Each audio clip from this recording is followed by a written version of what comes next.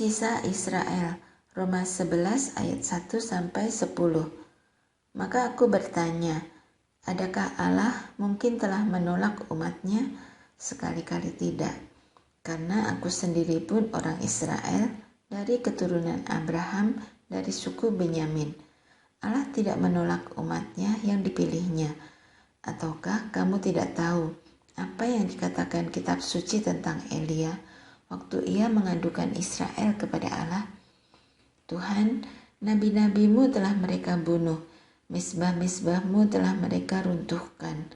Hanya aku seorang dirilah yang masih hidup, dan mereka ingin mencabut nyawaku. Tetapi bagaimanakah firman Allah kepadanya?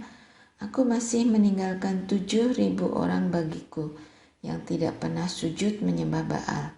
Demikian juga pada waktu ini ada tinggal suatu sisa, menurut pilihan kasih karunia. Tetapi jika hal itu terjadi karena kasih karunia, maka bukan lagi karena perbuatan. Sebab jika tidak demikian, maka kasih karunia itu bukan lagi kasih karunia. Jadi bagaimana?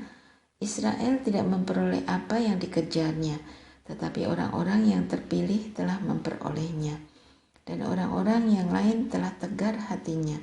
Seperti ada tertulis, Allah membuat mereka tidur nyenyak, memberikan mata untuk tidak melihat dan telinga untuk tidak mendengar, sampai kepada hari sekarang ini. Dan Daud berkata, biarlah jamuan mereka menjadi jerat dan perangkap, penyesatan dan pembalasan bagi mereka, dan biarlah mata mereka menjadi gelap sehingga mereka tidak melihat, dan buatlah punggung mereka terus-menerus membungkuk. Israel tersandung, bangsa-bangsa lain selamat. Roma 11 ayat 11-24. Maka aku bertanya, adakah mereka tersandung dan harus jatuh? Sekali-kali tidak, tetapi oleh pelanggaran mereka, keselamatan telah sampai kepada bangsa-bangsa lain, supaya membuat mereka cemburu. Sebab jika pelanggaran mereka berarti kekayaan bagi dunia, dan kekurangan mereka kekayaan bagi bangsa-bangsa lain, terlebih-lebih lagi kesempurnaan mereka. Aku berkata kepada kamu, hai bangsa-bangsa bukan Yahudi, justru karena aku adalah rasul untuk bangsa-bangsa bukan Yahudi, aku menganggap hal itu kemuliaan pelayananku, yaitu kalau-kalau aku dapat membangkitkan cemburu di dalam hati kaum sebangsaku, menurut daging, dan dapat menyelamatkan beberapa orang dari mereka. Sebab jika penolakan mereka berarti perdamaian bagi dunia, dapatkah penerimaan mereka mempunyai arti lain daripada hidup dari antara orang mati? Jikalau roti sulung adalah kudus, maka seluruh adonan juga kudus. Dan jikalau akar adalah kudus, maka cabang-cabang juga kudus. Karena itu, apabila beberapa cabang telah dipatahkan, dan kamu sebagai tunas liar telah dicangkokkan di antaranya, dan turut mendapat bagian dalam akar pohon zaitun yang penuh getah, janganlah kamu bermegah terhadap cabang-cabang itu.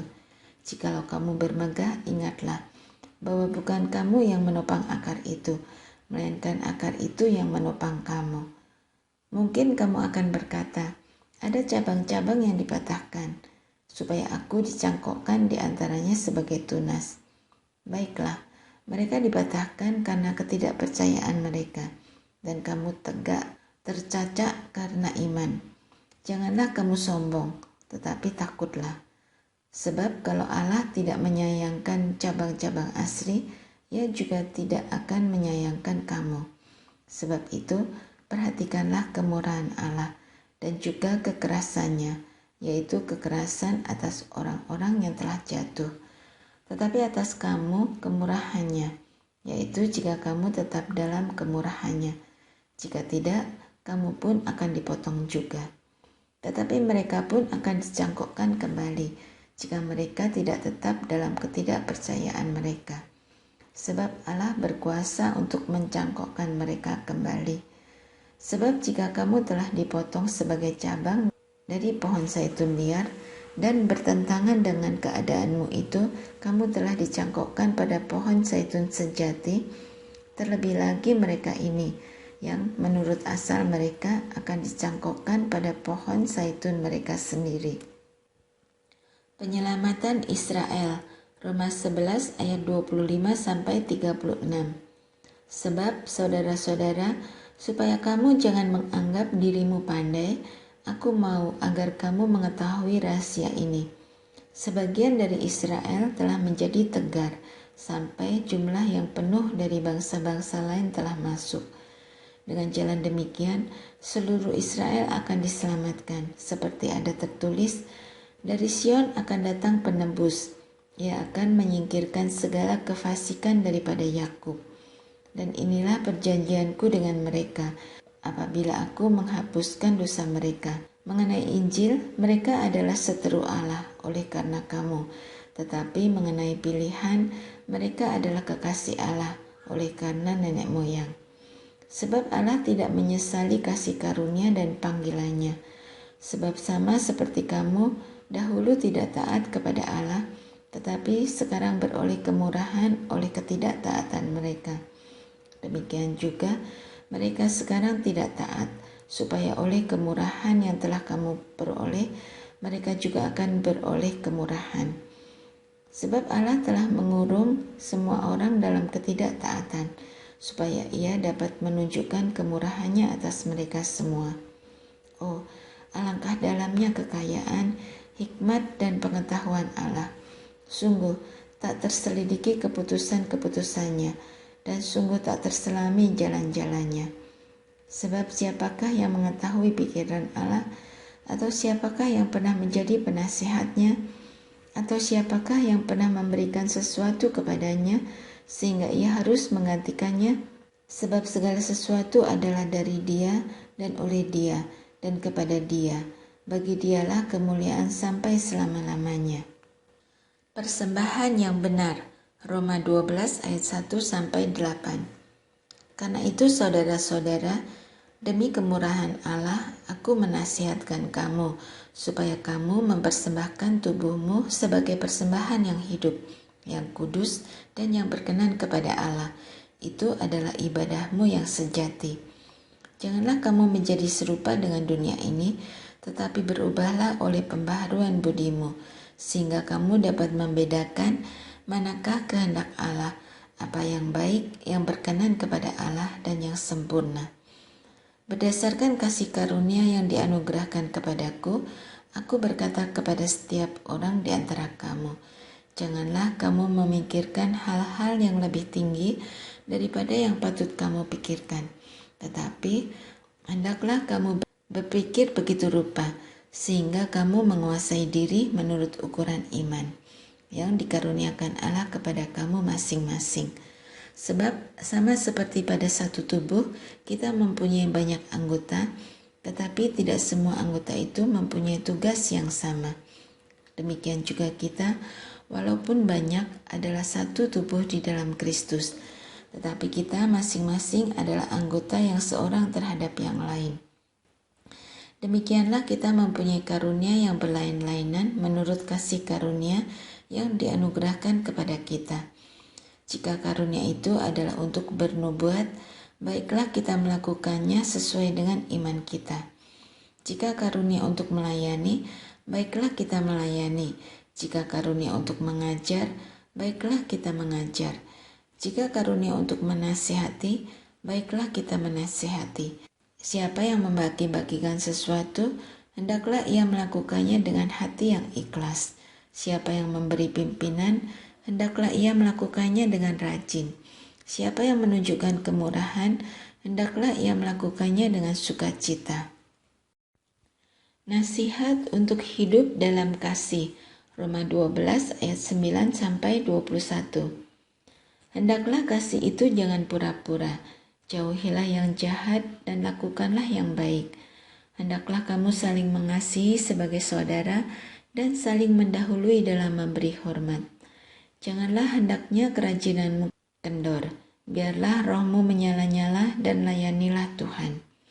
Bersukacitalah dalam pengharapan, sabarlah dalam kesesakan, dan bertekunlah dalam doa.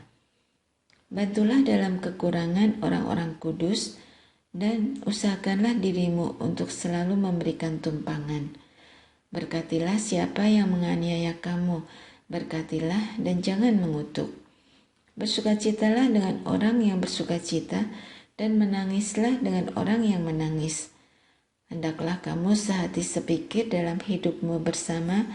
Janganlah kamu memikirkan perkara-perkara yang tinggi, tetapi arahkanlah dirimu kepada perkara-perkara yang sederhana. Janganlah menganggap dirimu pandai. Janganlah membalas kejahatan dengan kejahatan. Lakukanlah apa yang baik bagi semua orang. Sedapat-dapatnya, kalau hal itu bergantung padamu, hiduplah dalam perdamaian dengan semua orang. Saudara-saudaraku yang kekasih, janganlah kamu sendiri menuntut pembalasan, tetapi berilah tempat kepada murka Allah, sebab ada tertulis, pembalasan itu adalah hakku. Akulah yang akan menuntut pembalasan, firman Tuhan. Jadi, jika seterumu lapar, berilah dia makan. Jika ia haus, berilah dia minum. Dengan berbuat demikian, kamu menumpukan bara api di atas kepalanya. Janganlah kamu kalah terhadap kejahatan, tetapi kalahkanlah kejahatan dengan kebaikan. Kepatuhan kepada pemerintah. Roma 13 ayat 1-7. Tiap-tiap orang harus takluk kepada pemerintah yang di atasnya, sebab tidak ada pemerintah yang tidak berasal dari Allah, dan pemerintah-pemerintah yang ada ditetapkan oleh Allah. Sebab itu, barang siapa melawan pemerintah, ia melawan ketetapan Allah, dan siapa yang melakukannya akan mendatangkan hukuman atas dirinya. Sebab, jika seorang berbuat baik, ia tidak usah takut kepada pemerintah, hanya jika ia berbuat jahat. Maukah kamu hidup tanpa takut terhadap pemerintah? Berbuatlah apa yang baik dan kamu akan beroleh pujian daripadanya. Karena pemerintah adalah hamba Allah untuk kebaikanmu. Tetapi jika engkau berbuat jahat, takutlah akan dia, karena tidak percuma pemerintah menyandang pedang. Pemerintah adalah hamba Allah untuk membalaskan murka Allah atas mereka yang berbuat jahat. Sebab itu, perlu kita menaklukkan diri, bukan saja oleh karena kemurkaan Allah, tetapi juga oleh karena suara hati kita. Itulah juga sebabnya, maka kamu membayar pajak, karena mereka yang mengurus hal itu adalah pelayan-pelayan Allah. Bayarlah kepada semua orang apa yang harus kamu bayar, pajak kepada orang yang berhak menerima pajak, cukai kepada orang yang berhak menerima cukai, rasa takut kepada orang yang berhak menerima rasa takut, dan hormat kepada orang yang berhak menerima hormat. Kasih adalah kegenapan hukum Taurat. Roma 13 ayat 8-14. Janganlah kamu berhutang apa-apa kepada siapapun juga, tetapi hendaklah kamu saling mengasihi, sebab barang siapa mengasihi sesamanya manusia, ia sudah memenuhi hukum Taurat.